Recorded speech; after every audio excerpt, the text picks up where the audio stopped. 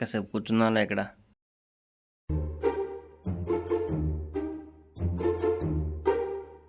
లెగు. అన్నా నీదే, సారీ అన్నా. హలో.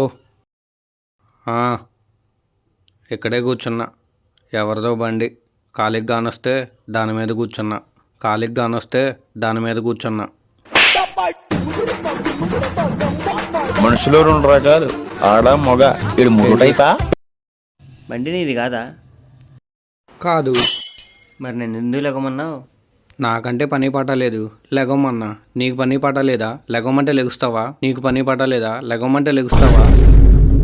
అరే తుప్పా చదవా.